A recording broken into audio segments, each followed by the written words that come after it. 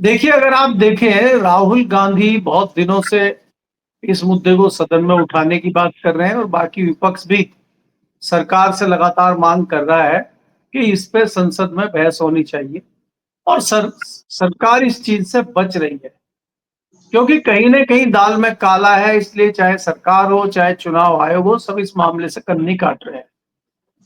और विपक्ष ने भी समझा कि जो ऑपरेशन सिंदूर वाला मामला था, उसपे तो सरकार बहस करने को तैयार हो गई और ऑपरेशन सिंदूर का जो मामला था, वो नेशनल लेवल का उस तरह का मामला था, बहुत सेंसिटिव मामला था, उसमें कुछ बहुत ज़्यादा इधर-उधर की बात हो नहीं सकती है और उसमें कोई सबूत भी इस तरह के विपक्ष के पास नहीं थे कि क्या हुआ, नहीं हुआ, कितने जहाज गिरे, नहीं गिरे, किसी के पास कोई साफ तस्वीर नहीं थी। तो इसलिए विपक्ष ने मानसून सेशन से कुछ दिन पहले ही अपनी स्ट्रेटजी बनाई कि हमारी डिमांड जो है, अब एसआईआर की होगी कि एसआईआर के मुद्दे पे बहस करानी चाहिए।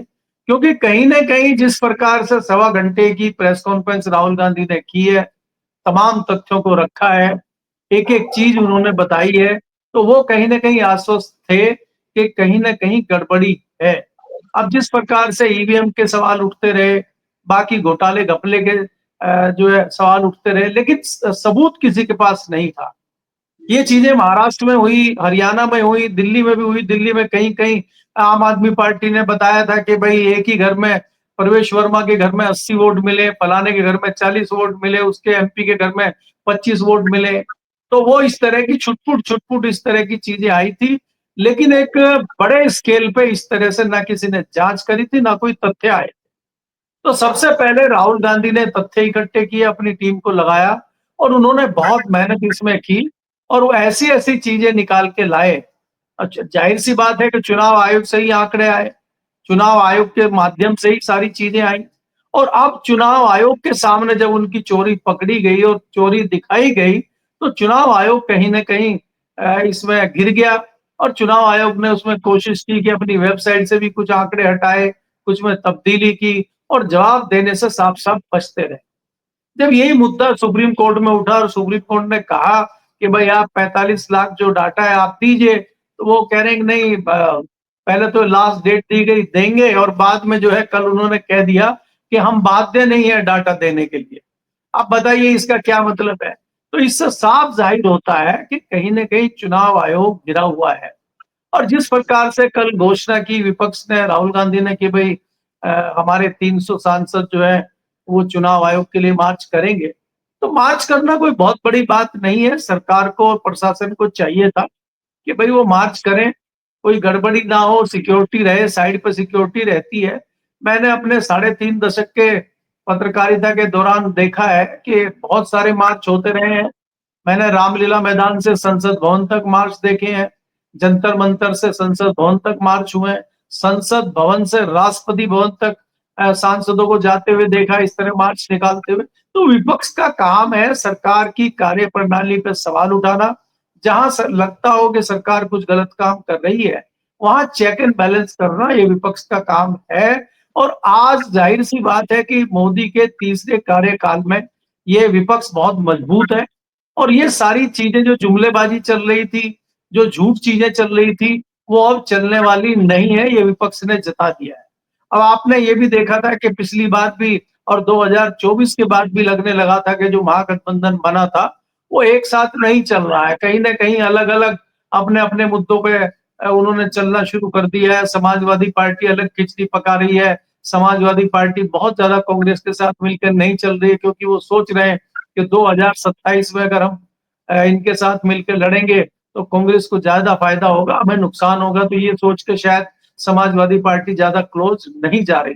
लेकिन ये एक ऐसा मुद्दा एसआईआर का आया, इस पे समाजवादी पार्टी ही नहीं, तमाम विपक्षी दल जितने थे सब एक साथ आ गए, चाहे वो शिवसेना हो, चाहे वो शरद पवार हो, चाहे ममता बनर्जी हो, चाहे जितने भी दल थे, सारे दल एक साथ आ गए हैं और वो दबाव इस प्रकार का चुनाव आयोग पर सरकार पे बना रहे हैं कि अभी सरकार को समझ नहीं आ रहा है कि क्या किया जाए। देखिए, ये जो मुद्दा है, ये मुद्दा ऐसा है कि इस पे तमाम विपक्षी दलों को साथ आना ही पड़ेगा क्योंकि ये तमाम सियासी दलों का सीधा-सीधा मुद्दा है। ये राहुल गांधी का या कांग्रेस का कोई स्पेशल मुद्दा नहीं है। और ये खाली जो सियासी दल है उन्हीं का मुद्दा नहीं है, ये हमारा आपका भी मुद्दा है। हुँ, संविधान ने मुझे अधिकार दिया है और उस अधिकार के तहत मैं अपने वोट का प्रयोग करता हूँ, और वो मेरा वोट ही अगर चोरी हो जाएगा, मेरा वोट ही मैं नहीं डाल पाऊँगा, तो ये तो मेरी चोरी हुई ना। तो मुझे भी आना पड़ेगा साथ में, आपको भी आना पड़ेगा। तो ये जनहित का मुद्दा है, इसको देखते हुए कहीं न कहीं विपक्षी दल आज राहुल गांधी के साथ खड़ा हुआ है। और जिस प्रकार से हम पहले कई बार देखते हैं, कई मुद्दे राहुल गांधी उठाते हैं लेकिन उनको सिरे तक नहीं पहुँचाते हैं। इस तरह के सवाल भी राहुल गांधी के ऊपर उठते रहे हैं। लेकिन ये एक ऐसा मुद्दा है कि राहुल गांधी इसको लेके बहुत ज़्यादा सीरियस दिखाई दे रहे हैं। उन्होंने वेबसाइट भी बना दी है, इस मुद्दे से पीछे नहीं हट रहे हैं। कल सुप्रीम कोर्ट में भी वो तारीख है।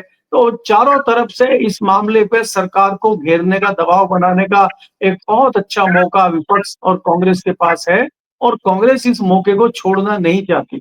आज आपने देखा कि जिस प्रकार से चुनाव आयोग बैकफुट पे आया और चुनाव आयोग ने कहा कि ठीक है भाई 300 नहीं, आप 30 लोग आ जाइए, लेकिन इन्होंने कहा कि नहीं, हम 300 ही आएंगे। और चुनाव आयोग क्यों इस तरह की बात कर रहा है? क्योंकि चुनाव आयोग कहीं ना कहीं बचना चाहता है, लेकिन इन्होंने चुनाव आयोग की बात नहीं मानी और ये 300 के 300 सांसद गए।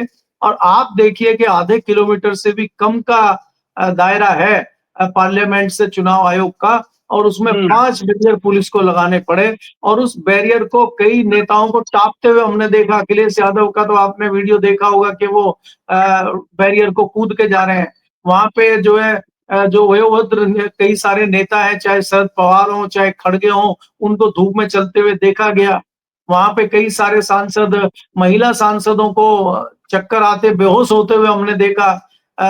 टीएमसी की 2 महिला सांसदों को चक्कर वहां पे आ गया। तो इस तरह से सारी चीजें होने के बावजूद भी सांसद चुनाव आयोग तक पहुंचे और उन्होंने अपनी आवाज को उठाया, वहां धरना प्रदर्शन किया। भले ही जो गोदी मीडिया के चैनल हैं वो इस तरह के चीजों को ज्यादा ना दिखाएं, लेकिन बाकी जो यूट्यूबर हैं या बाकी सोशल मीडिया है, उस पर आज तहलका मचा हुआ है। और कहीं ना कहीं ये मामला जनता तक पहुंचा है और जनता इससे सोच रही है। अब आज जो सरकार के साथ लोग खड़े हुए हैं वो सिर्फ वही लोग बचे हुए हैं जो कहीं ना कहीं सरकार की मलाई पे काम कर रहे हैं, या कुछ ना कुछ लालच में काम कर रहे हैं। जो जो एक आस्था मोदी में लोगों को दिख रही थी, वो आस्था धीरे धीरे कम हो रही है और मोदी धीरे धीरे बैकफुट पे जा रहे हैं। उसका उसका सबसे ताजा उदाहरण ये है कि जिस प्रकार से कल संघ प्रमुख ने भी अपने एक बयान में कहा है कि शिक्षा और स्वास्थ्य आम आदमी की पहुंच से दूर हो गए। तो इसका हुँ, मतलब सीधा सीधा मतलब है कि आप स्वास्थ्य और एजुकेशन के मामलों पे बिल्कुल ध्यान नहीं दे रहे हैं। आपने उनको निजी लोगों को बेच दिया है और सरकार उनको संरक्षण दे रही है।